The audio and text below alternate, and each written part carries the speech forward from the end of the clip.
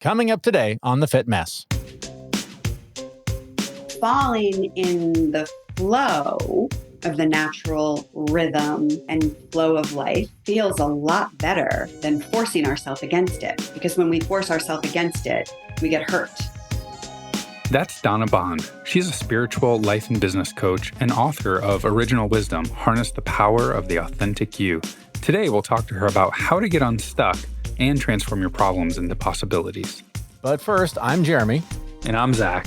We've spent years pushing ourselves to learn more about our own physical, emotional, and mental health and picked up a few coaching certificates along the way. But really, we're two guys who got sick of our own shit and started making changes to be healthier, happier, and live more meaningful lives. And each week, we talk to world-class experts with advice to help you do the same. I don't know about you, but I feel like the number of problems that I have anymore are like sufficiently higher than they used to be. It's like growing every year. There's just more problems. Mm-hmm. And I am feeling stuck a lot more than I used to. I don't know. I always felt like possibility was something I could grow into earlier on. And I do feel stuck quite a bit. But I've got methods in place that I can, unstick myself and really get through it. So like that one key line of like how to get unstuck and transform problems into possibilities is really interesting in the sense that I've been doing that my whole life because I was set up to be stuck. Mm-hmm. And I'm used to being stuck and I like to be stuck. It's my happy place almost, right? It's where my brain goes You know how to play that song. Oh, God, I know how to play that song really well. But, in all the work that we've done with ourselves over the years, I think we know how to get unstuck a little bit. But I was listening to this interview. I was unfortunately unable to attend because I was flying to Seattle to see you. Mm-hmm. It was like a great interview for you. Like it actually seems like it meant a lot for you. Actually, yeah, listening back to it, preparing to share it on this episode, there were some points where I was getting emotional listening to myself and listening to the advice that Donna was giving me. Why? Do you get stuck and have problems too? I don't know, every now and then, just, most of my life. Oh, no shit. I would never have guessed. Yeah, because we never talk about that stuff. No, we don't. Yeah, certainly the last few months, I've been in a place where I feel kind of stuck, but in a weird way, right? Like, as you'll hear in the interview, I share that I've made some choices in the last couple of years that have given me everything that I want in my life, except for, some financial stability. And I'm working on that. But that just leaves the question of, once I do resolve that issue, once I accomplish that goal, what's the next thing? What's the next thing? So I've got to find ways to just settle in and enjoy the journey. Enjoy the journey, I know. But look at Maslow's hierarchy, right? Like there are certain things that you do need to meet in your life in order to be comfortable and enjoy that journey. Right. Having the finances to support your life is one of those things that make you comfortable. Like you do need to meet that need. So yes. So get it. But I think the point we're trying to make is like, we're all human. We all have things that hold us down and we have problems and we have issues that we need to fix. We have goals and we have things that we want to be better. And we're always in that mode of just progressing as a human being. Mm-hmm. And I love the one part in the interview where they told you to take a deep breath, right? As long as you're taking care of your body, like doing the things you need to do, you'll have the energy, you'll have the power and the momentum to actually get out there and do it. And again, that for me, that starts with having all the nutrients in my body that I need in order to get up every day and go get after it. So that's why I take Athletic Greens. It's packed with 75 high-quality vitamins and minerals. It works with any diet plan, and it tastes great. And for less than $3 a day, you're investing in your health for a lot less than your cabinet full of vitamins. So reclaim your health now with convenient daily nutrition. To make it easy, Athletic Greens is going to give you a free year's supply of immune-supporting vitamin D and 5 free travel packs with your first purchase. All you have to do is visit athleticgreens.com/fitmess. Again, that's athleticgreens.com/fitmess to take ownership over your health and pick up the ultimate daily nutritional insurance. You can also find that link on our website, thefitmess.com. All right, well, I feel like we've teased it enough. It's time to get to the interview. Our guest is Donna Bond. She's a spiritual life and business coach and author of Original Wisdom, Harness the Power of the Authentic You. And I started by asking her about her own transformation and why it inspired her to help others. So I had a big, fat corporate career working as a marketing executive for 28 years in hospitality. And I turned 44, which was how old my father was when he died. Wow. And like all of a sudden, I was in this big rush, to figure out like, what in the hell am I doing here? What is my life about? Mm-hmm. And I was really at a point in my career where it was just that autoplay, that repeat, it was just like same story every day, same shit every day, right? Like Mm-hmm. get up, you solve the same problems with the same people in the same environment. And it was just soul crushing. It was soul crushing. Mm-hmm. And I worked for an amazing company. I worked with amazing people, like best in class people. So, on the advice of a psychic, I enrolled myself in a master's program in spiritual psychology. Okay, but were you into sort of the psychic things, or was that like way out of left field for you? Yes, and so I have been a spiritual seeker since a young age, like since I was 12. Mm-hmm. And this has always been my love, my passion, really the thing that uplifts me more than anything. But I was sort of keeping that part of myself locked in a closet. Mm. It was like something that I took out on the weekends. And, I would never have told anyone that I would go to a psychic or was interested in holistic healing and spiritual energy. And, those were sort of taboo subjects at the time in corporate land. Right. So this was a part of myself that I definitely kept hidden. And when I like literally went to this person and like bawling, I need to find my purpose, which I had done a million times before. Mm-hmm.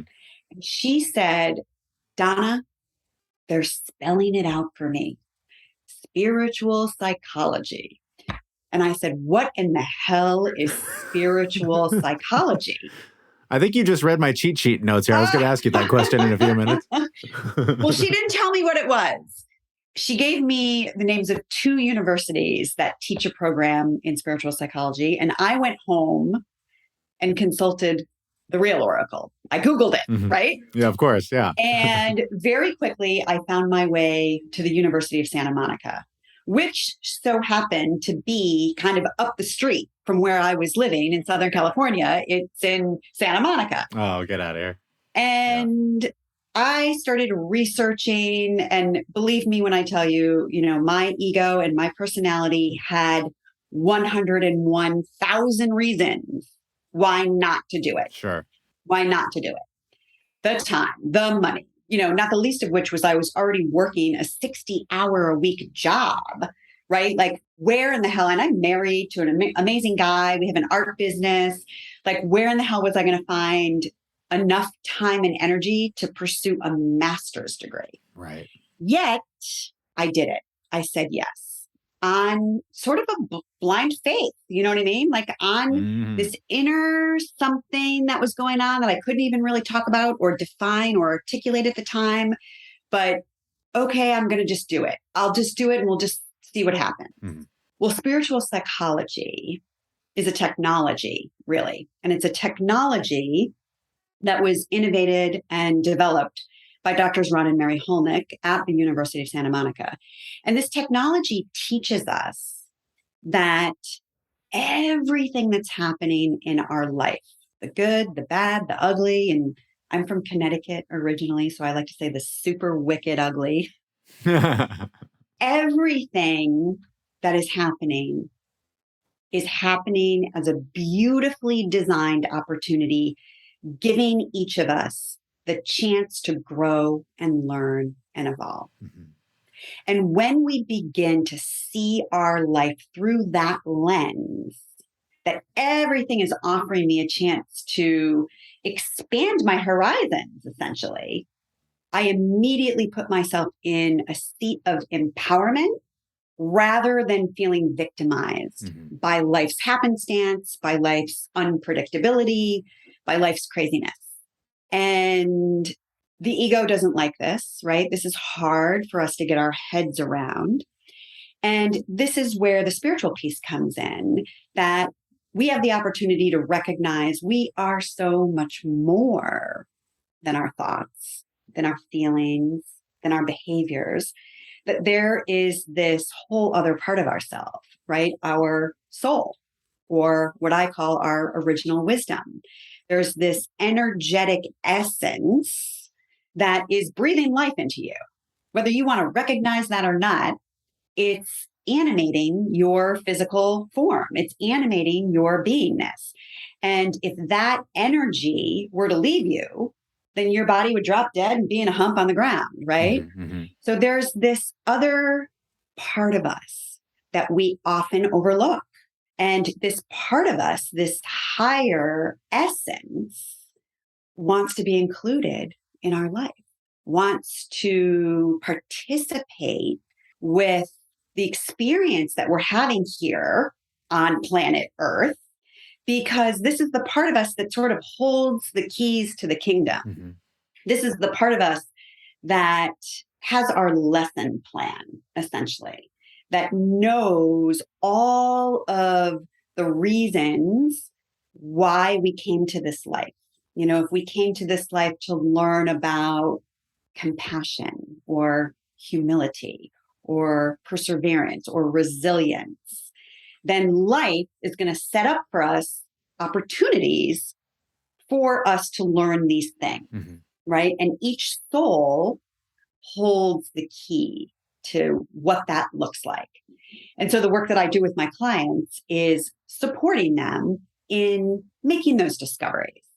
So I'm sure that is more than a 30-minute interview question to answer, Sorry. but how do you discover that, right? I mean, our heads and our hearts, I think, are filled with all kinds of messages and ideas and thoughts. And I know for me, part of the practice has been learning to let go of most of them and listen to the ones that come from a deeper place than just, you know, the racing around in my head.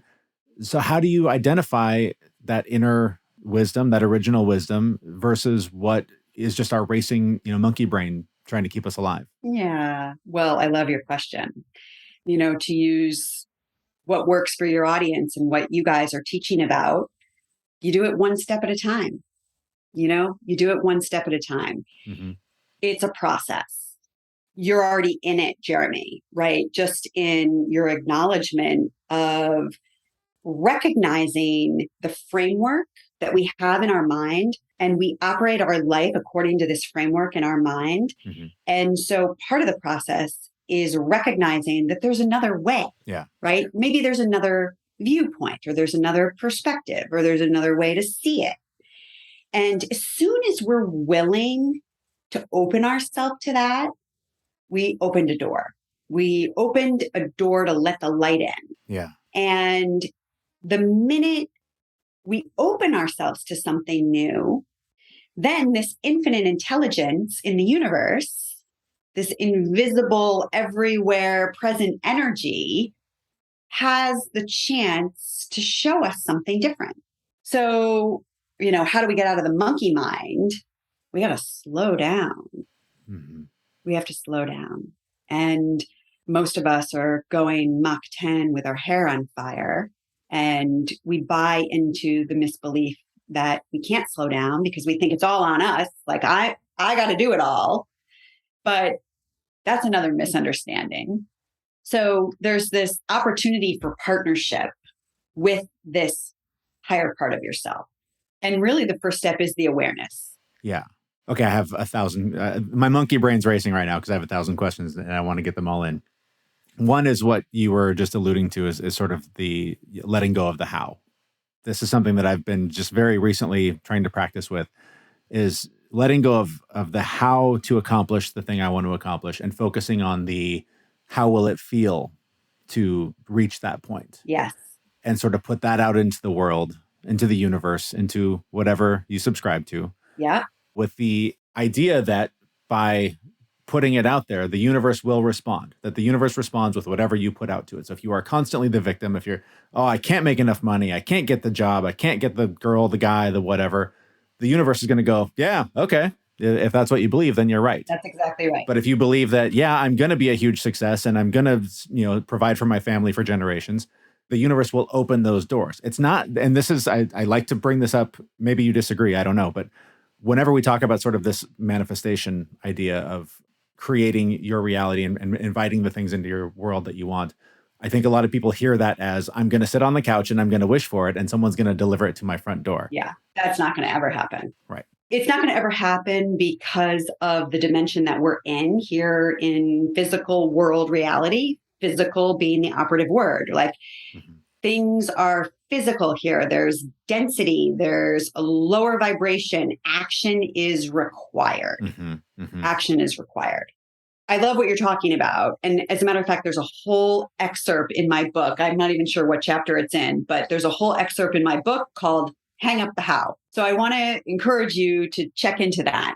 The first thing, Jeremy, is to have sort of the energetic blueprint to the best case scenario, right? The energetic blueprint to the vision of what you would love to experience. And so setting time aside to actually create that, before you even think about the how, sometimes we're going into the how, but we don't really know where it is we're even trying to get to. So setting that time aside to really dream, to let your imagination play with you, to paint a picture, right? Imagine you have a blank canvas in front of you. What does that picture look like? What do you want it to look like? What would be amazing? Yeah. Right? What would inspire life-giving energy to move through you as you imagine that happening? Forget about the how, right? You just want to get really, really clear on the what. And as you get really, really clear on the what, then you want to get really, really clear on the why. Well, why? Why do you want to make a bunch of money? Right? Right. Why do you want to leave a legacy for your family? Because answering those questions are then the deeper questions that can really inspire the motivation that you need to get off the couch. Yeah. So I've heard this expression used in sort of the business world, and I think I'm starting to adapt it to my own journey that I've been on this spiritual wellness journey thing for the better part of a decade, and I've heard this description lately of companies, rather than improving on their past, envisioning a future and building backwards from there. Yes. And so many of us, myself included, look at all the baggage that we bring into this path, into this journey, into this exploration that we go on. And they're all reasons, they're all things to let go of, reasons we get in our own way, reasons we can't, reasons we shouldn't, reasons we won't, whatever. And there's just been this sort of liberation in my head where I've just thought of, and maybe this is where we're going with this, but this idea that if you do just imagine the best case scenario, despite what you're bringing to it, and then fill in the blanks on how to get there and let go of all that past stuff. That's sort of what I'm trying to make a mental shift to do. And it started, we talked a little bit before we started recording that, I moved up to Canada. I walked away from a 20-year career, took this blind leap of faith. And so far, everything I've imagined, everything I've wanted has come true, except for the money part. And so to try and fill in that blank, I'm looking at what is the future that I want to build and trying to fill in the blanks back to where I am now. And I'm not all the way there. I'm still putting the pieces together. But is that a fair way to approach this journey, is to try and build from wherever your imagination can take you rather than trying to build upon whatever you've been handed when you showed up? Yeah, I love that. Yes, and I'm going to give you a little bit of a paradox. Okay. Holding the vision is like your North Star. Painting that vision and then holding that vision can be used as a tool when it feels like things aren't working out, or you need to get refocused, or you're experiencing frustration and you're not motivated. It's like you can go back to that vision and you can read it out loud, or you can tune into what it feels like, and that can give you a shift in your own energy body, which can reinvigorate and re-energize you towards the next step you have to take. Right? So if you're going to try to get from Los Angeles to Boston, there are a million different ways that you can go, right? There's a million different ways. And what most of us do when we're trying to figure out the how is we plan the route and then we stick to it. But what happens when we do that is we're leaving it all up to us right? Because we figured out the route and we're insisting that that route is the route that we have to take to get there. Mm-hmm. And when we insist on something, we force our way. And when we force our way on something, we go against the natural rhythm and flow of life. And falling in the flow of the natural rhythm and pattern and flow of life feels a lot better than forcing ourselves against it. Because when we force ourselves against it, we get hurt one way or another. So what happens if you're going to travel from Los Angeles to Boston, knowing there's a million different ways, is throw out your plan on the how, throw out your route, and take one step at a time and be willing to be in the dark on how you're going to get there. Be willing to be in the dark. But you take one step, and as you take one step, the next step is illuminated. So using that analogy, if I want to get to Boston and I throw away the map and I start driving and I'm in LA, I started in LA and I've ended up in Seattle. I went a really long way and now I'm 45 and going, well, I don't have time to get to Boston now. Do I give up on Boston? Is that the thing? Is it a mistake really to have an end goal? I guess that's what I'm trying to figure out and this is a very personal question for me. I am 45 years old and I'm starting my life over in a lot of ways. I hear you. And I mentioned the money thing, right? Like that is a hang up for me because I did not grow up with money. So my life has been a struggle trying to just, keep the lights on and all the things. I don't want my kids to continue that. Yeah. I want my kids to have it a little easier than I did. Not because I want them to have an easy life. I want them to have a good life, but I don't want them to ever have the same kind of financial pressure and stress that I've had. And so it's hard for me to let go of that. Like, how do I just go, well, kids, we're going to just trust the universe. Dad's going to just, keep playing podcast and see what happens.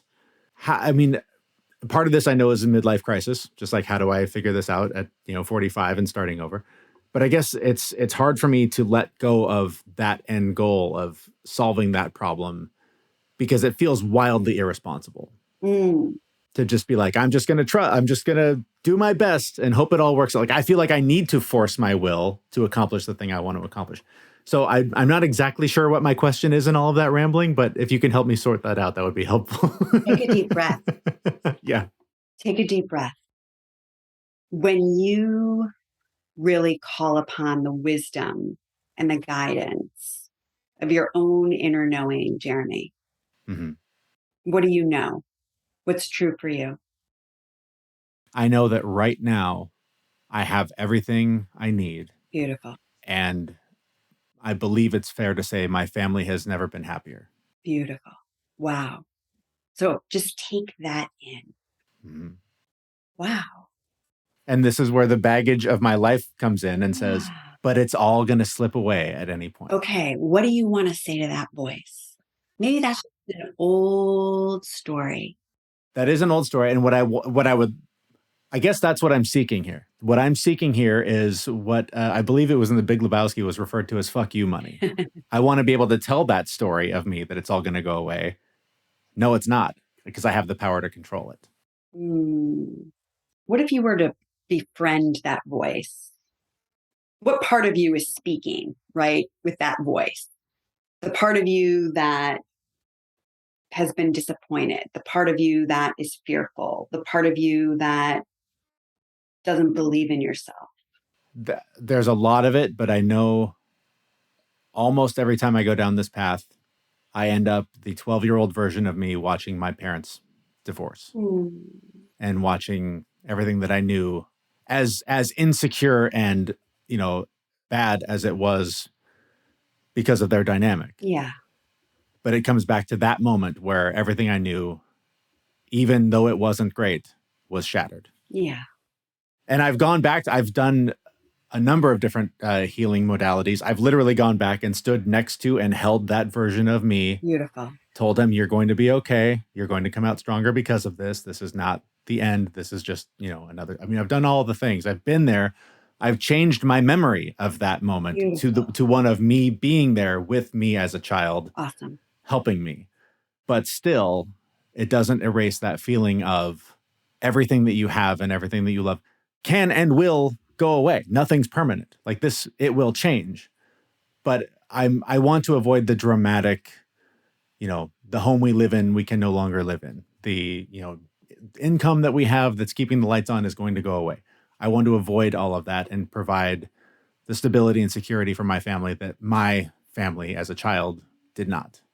What do you get out of it? Out of perpetuating the old story? A lot of grief, a lot of stress, a lot of depression, a lot of anxiety, a lot of worry. Are you done with that, Jeremy?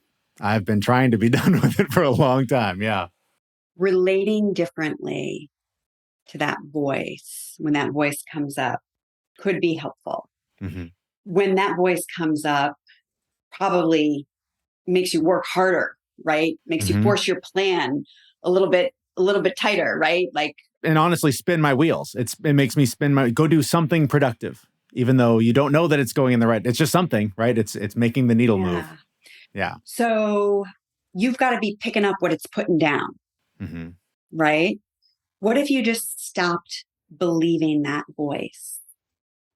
What if you were able to relate to that voice with a little bit more understanding, compassion, even some empathy, right? Like that was then and this is now. And I hear you and I hear your fears and I acknowledge you and I hear your fears and we're going to do it different this time. So what does different look like? Well, it looks like I heard you say 10 minutes ago that you have everything you need and your family is really happy. And there's this one other piece that you're still in the process of creating. What if you loved the process a little bit more? Yeah, I was just going to say, I just heard Gary Vee yelling in my head, love the process, man. Because what are you going to do when you get there, right? Then you're going to have stupid money. Then what? Right. Then what are you going to do? You're going to stop working? Probably not. You're going to stop podcasting? You're going to stop talking to cool people? Probably not. No, you're right. So love the process a little bit more. Yeah. And I don't want to dwell on this. I have 1,000 other questions, but part of it is, I say this like I'm an old man. I'm not an old man. I'm 45, but 45, to the 12-year-old version of me is very old and is very late to be playing this game. Is it ever too late for someone to reinvent themselves and take that leap and have it turn out okay? I'm about to be 55, so I'd have to say no. Okay, my good journey answer. started when I was 44. Yeah. And I'm kind of just getting started. That's awesome. That's inspiring. Walked away from the regular direct deposit every 2 weeks. Had to learn about that. And part of my journey was breast cancer. Oh my gosh. I'm sorry. And going through breast cancer a year after I quit my job was a really, really important invitation from the universe asking me if I wanted to do it different, right? Because in corporate land, you kill yourself. Yeah. Just like part of the program, right? You get up every day, you don't eat right, you don't sleep right, you live on bad food, old coffee, you're too busy to take care of yourself, all of that. So I left the corporate arena with this sort of same framework of like, if I'm going to make it in the world, that's what I got to do. I got to kill myself, which is what my father did. Yeah. Which is what my father did. He was a workaholic and he died of lung cancer at the age of 44. And so life was like, oh, do you want to repeat what he did? Yeah. And it was at that moment that I said, no, I'm not willing to do that. I want to do it different. And this is now bigger, longer, giant can of worms, like door that I'm opening. But I'm going to come back to your conversation about manifestation. And part of the illusion here and part of where we go wrong is that we're always trying to get to something, right? Like you're trying to get to this level of wealth, or you're trying to get to Boston. What really has to happen is that you have to come from it. You have to sort of like assume the sail, if that makes sense. Mm-hmm. You've got to be it, and you've got to be it mentally and emotionally so that you start vibrating at it physically. And then the law of magnetic attraction, which is always happening on this planet, is just going to bring into your awareness that which you are the match to. Mm-hmm. So in your scenario, if you're dumping a bunch of your energy, your attention, your life force into, I don't have enough money, I don't have enough money, I don't have enough money, then you're not going to have enough money. But what if you started giving some love to the money that you do have? Mm-hmm. Giving some acknowledgement, giving some gratitude, some appreciation. You see where I'm going with this? Oh, yeah, right? For sure. You're flipping it on your head. Then you're like loving your money, no matter whether it's $1 or whether, Right. it's $1 million. It doesn't matter. And this has been my experience in pretty much every other aspect of my life. Even the move that I mentioned, we decided we loved this place. That was the place that we belonged. And what followed that was all of the action and opportunity to get there. So I know it to be true. I've seen it happen. I have work now that happened because of that energy that I put out there. So amazing. But it's not an easy thing to do in any way, to sort of imagine that person. And this, we talk about this all the time, is that, to whatever goal you're trying to accomplish, is that you have to decide you're that person and then take the actions that person would take to become that person, to then realize, oh, I've been that person all along because I had it in me to do those things. So I think that can apply to this and to any adventure that someone's on in trying to reach a goal. How would your life be different if you had this, stupid money? It would alleviate a lot of stress. It would allow us to have stability of knowing more that we couldn't, have a house. Because like right now we rent a house. We rent the house that we love. We want to be able to buy one so that somebody can't come in and say, hey, we need to do something else and you need to move. That's a big piece of it. And then it's also just knowing that my kids are going to be okay when I'm gone. Those are kind of the big things. And how old are they? 11 and 7. So you've got some time. But it doesn't feel like it. I hear you. Yeah. I hear you. So when I left the steady paycheck and became an entrepreneur, and I didn't go right into coaching, by the way, because mm-hmm. I didn't see myself as a coach. I didn't think I was going to like coaching. It was not what I did. I hung out a shingle as a marketing consultant. Mm-hmm. And because I had contacts and I could make money that way. When I began coaching, one of the commitments that I made to myself so that I wasn't falling into these old ways of being and these old like patterns of killing myself and like the overdoing mm-hmm. and the belief that it's all on me. One of the things that I did was I said, once a month, I'm going to goof off in the middle of the week, like on a Tuesday. Mm-hmm. Or a Wednesday. Like I'm going to plan a spa day with one of my girlfriends and I'm going to completely remove myself from, the 100,000 things that I could be doing on or in my business. And I'm going to go out and I'm going to play. And what happens to us when we do that is we get out of the stress. Yeah. We emotionally, physically, and mentally put ourselves at a different vibration mm-hmm. because now we're in a place of play. We're in a place of relaxation. We're in a place of receiving.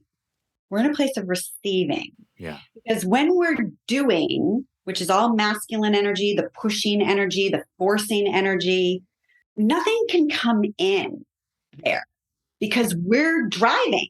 Mm-hmm. The only way we can receive is to be in that receptivity, in that openness. And for me personally, it's easier for me to get into that open receptivity place when I am relaxed, not when I'm under stress. Yeah. When I am open, when I'm not creating any resistance mentally or emotionally, right? So what started to happen? I would have these amazing days with my girlfriends. I'd be out like laughing and goofing off and high on life because it's a beautiful sunny day in Southern California. Mm-hmm. And the phone would ring.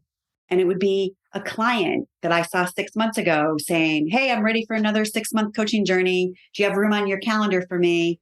And boom, in started to flow the abundance. Yeah. But I had to get out of the way to create space for that to happen, Jeremy.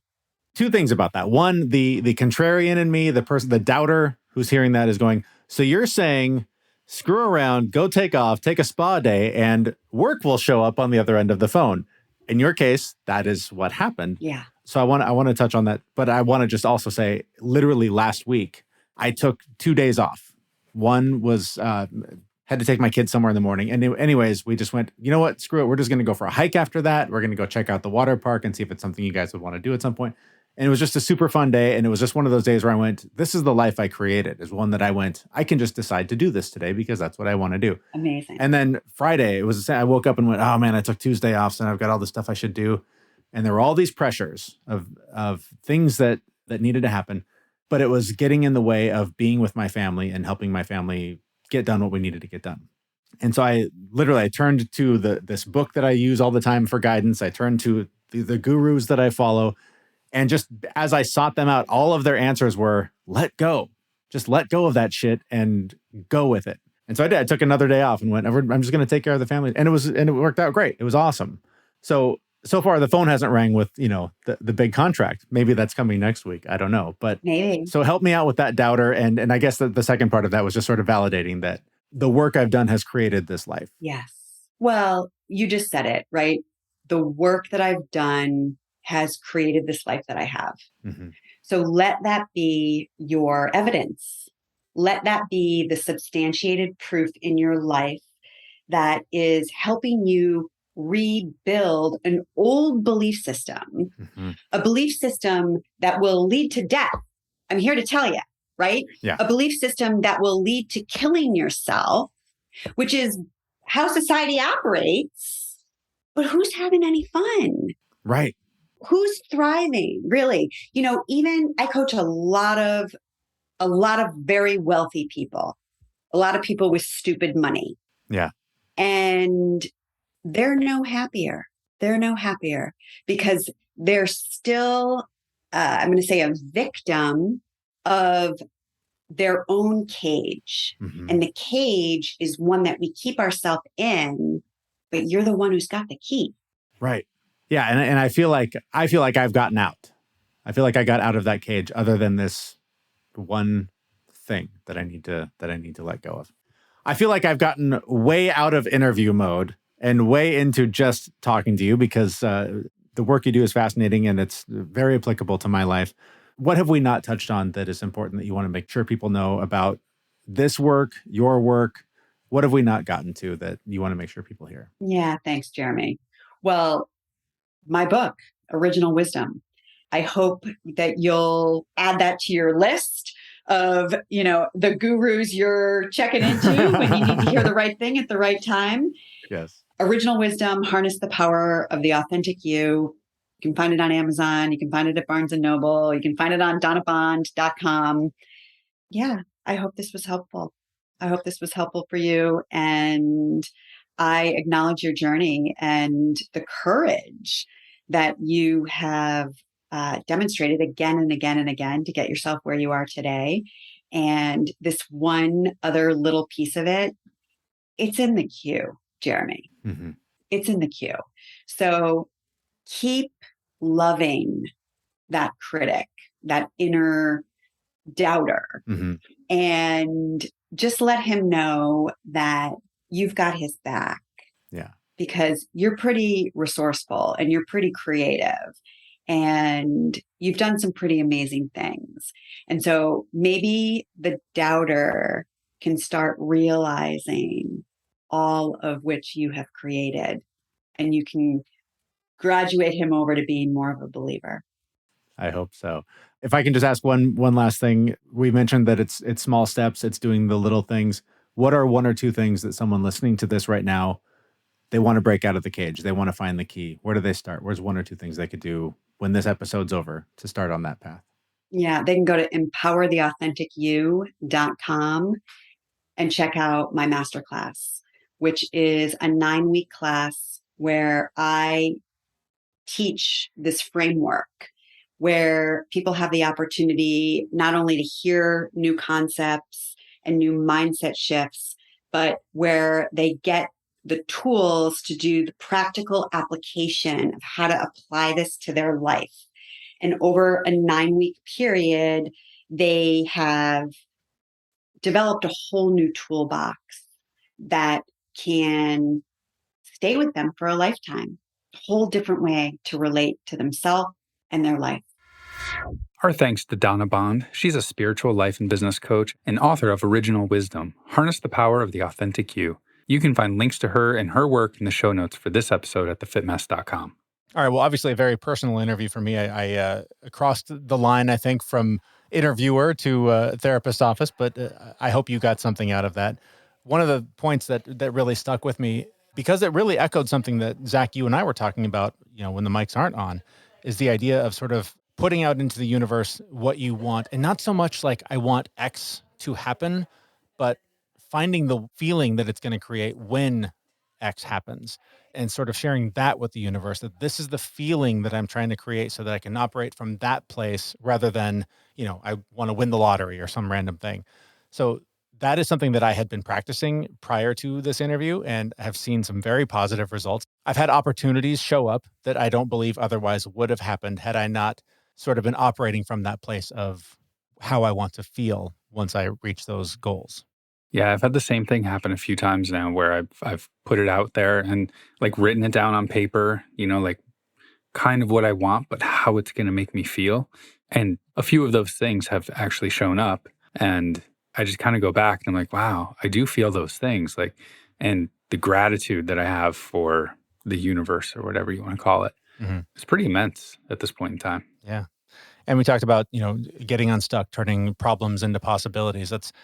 This language didn't come up in this interview, but I kept thinking of the idea that I know we've talked about this before, but the idea of when you're faced with a challenge, instead of I have to, telling yourself, I get to solve this problem. I get to do this thing. I have the opportunity to do this thing.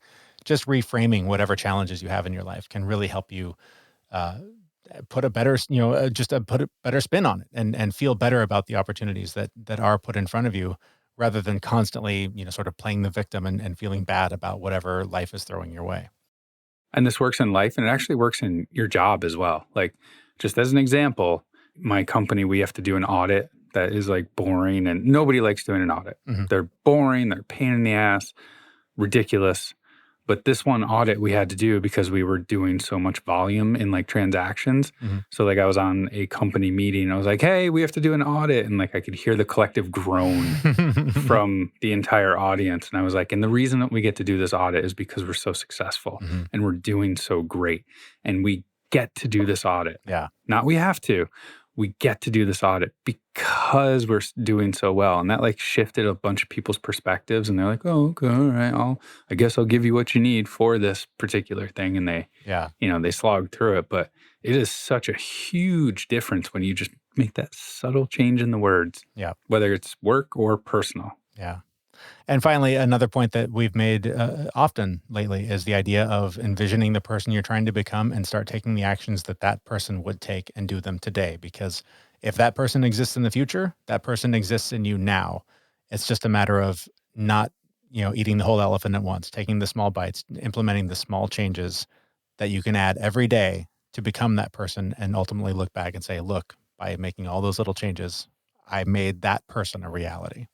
Yeah, I ran into that today. I literally looked at my bed and went, it's been a while since I've changed those sheets. Gross. No, I mean, it's been a week and a half.